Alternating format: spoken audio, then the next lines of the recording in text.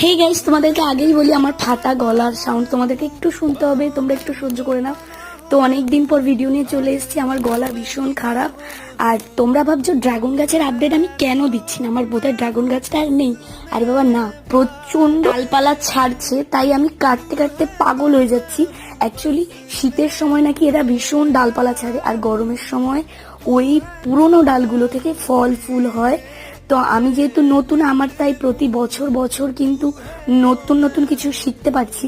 তো যাই হোক, এই গাছের গোড়ায় কিন্তু টমেটো গাছ, বিভিন্ন রকম গাছ হয়েছে। এই গাছগুলোকে আমাকে কিন্তু তুলে ফেলে দিতে হবে, না হলে ড্রাগন গাছের যেই সমস্ত খাদ্য দেওয়া হয় এই অন্যান্য গাছ ওরা খেয়ে ফেলে, তাই ড্রাগন গাছ নিতে পারে না।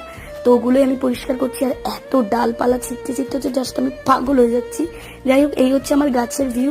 তোমরা কিন্তু আমার ভিডিওটা ভালো লেগে থাকলে লাইক কমেন্ট শেয়ার সাবস্ক্রাইব করবে, অবশ্যই নতুন নতুন ভিডিও পাবে। আর এইটা হচ্ছে আমার ভাইরাল তেল, আজকের মতো